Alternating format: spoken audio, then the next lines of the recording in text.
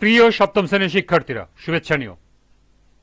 আজকে আমি তোমাদের গণিত বিষয়ের নতুন বই থেকে প্রথম অধ্যায় এর অনুশীলনী 1.2 এর 11 নং থেকে সমাধান করে দেব। প্রথমে তোমাদের বলবো যে আমার চ্যানেলটি সাবস্ক্রাইব করো নাই, তারা আমার চ্যানেলটি সাবস্ক্রাইব করবে এবং আমার সাথে থাকবে। তাহলে চলো আমরা ক্লাস শুরু করি। গণিত 1.2 অনুশীলনী 11 নম্বর প্রশ্ন। 56,728 জন সৈন্য থেকে কমপক্ষে কতজন সৈন্য সরিয়ে রাখলে বা তাদের সাথে কমপক্ষে আর কতজন সৈন্য যোগ দিলে সৈন্যদলকে বর্গাকারে সাজানো যাবে? অর্থাৎ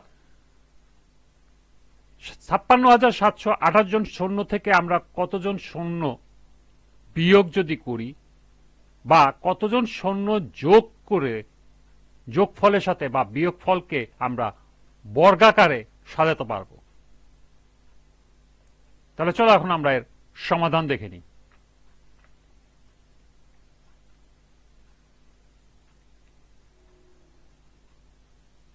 তাহলে আমাদের 56,728 জন সৈন্যের সাথে কতজন সৈন্য সরিয়ে রাখলে অর্থাৎ বিয়োগ করলে অথবা কতজন সৈন্য আরো যোগ করলে আমাদের বর্গাকারে সাজাতে হবে, এটি যদি আমাদের বের করতে হয় তাহলে আমাদেরকে ভাগ প্রক্রিয়ায় আমাদেরকে নির্ণয় করতে হবে। আমরা ভাগ প্রক্রিয়ায় যদি আসি, আমরা ডান দিক থেকে প্রথমে দুই সংখ্যা 28, 67 এবং 5-এর উপরে দাগ দেব। 5-এর সাথে 5-এর এখানে আমাদের বর্গ মূল আসবে হলো 2 সর্বনিম্ন, কারণ 2 দুগুণী 4, এর বেশি আমরা এখানে লিখতে পারবো না। 5 থেকে যদি আমরা 4 বিয়োগ দিই তাহলে আসবে 1, উপরতে আসবে 67, আর এই 2 ডাবল হয়ে অর্থাৎ দ্বিগুণ হয়ে এখানে চলে আসবে 4। 4-এর সাথে যদি আমরা 3 দিই, এই 3-এর সাথে যদি 43 গুণ করি তাহলে আসবে 129। 167 থেকে 129 বিয়োগ করলে আসবে 38, আর উপর থেকে 28 কেটে নিয়ে এসে এখানে দিতে হবে, অর্থাৎ 3828। এখন এই 23-এর দ্বিগুণ এখানে চলে আসবে 46 হিসাবে।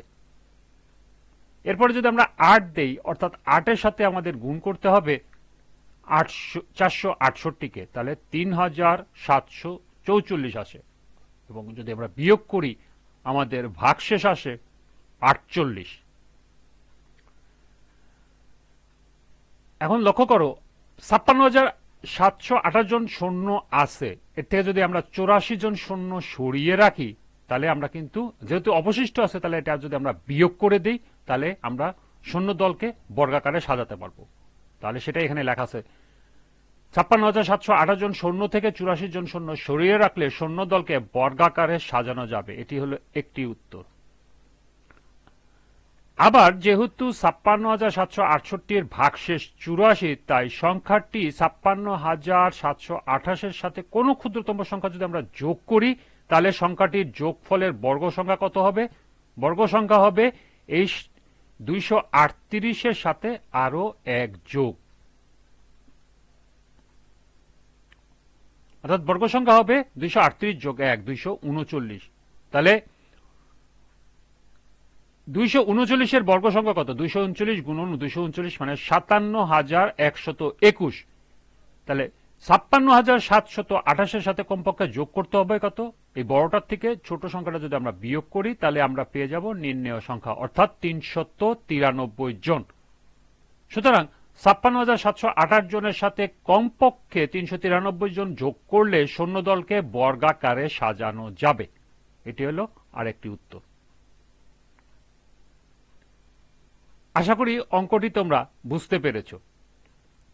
এবার আমরা 12 নম্বর অঙ্কে যাব।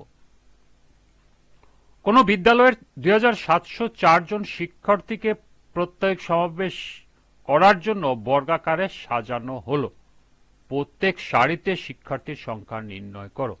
অর্থাৎ একটি বিদ্যালয়ের 2,704 জন শিক্ষার্থীকে প্রত্যেকদিন সমাবেশ, তোমাদের যে অ্যাসেম্বলি হয়, অ্যাসেম্বলির জন্য বর্গাকারে সাজানো হয়েছে।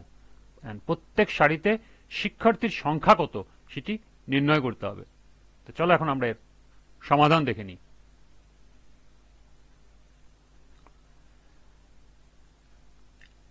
এখানে 2,400 704 জনে এর বর্গমূলই হবে প্রত্যেক সারিতে শিক্ষার্থীর সংখ্যা। যেহেতু মোট শিক্ষার্থীর সংখ্যা 2704, অর্থাৎ এটার বর্গমূল করলে আমরা সহজেই প্রত্যেক সারির সংখ্যা পেয়ে যাব। তাহলে 2704 কে যদি আমরা ভাগ পদ্ধতিতে বর্গমূল করি তাহলে কি আসে দেখো। প্রথমে আসবে 27-এর ভিতরে 5, 5 5 25, অবশিষ্ট থাকবে 2, 5 দুগুণে 10 চলে আসবে এখানে।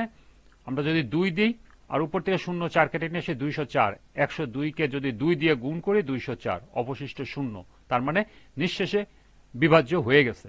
তার মানে আমাদের বর্গমূল কত? 52। এই 52 জনই হবে আমাদের প্রত্যেক সারির শিক্ষার্থীর সংখ্যা। সেটাই এখানে লিখতে হবে, নির্ণয় প্রত্যেক সারির শিক্ষার্থীর সংখ্যা 52 জন, এবং এটি হলো নির্ণয় উত্তর।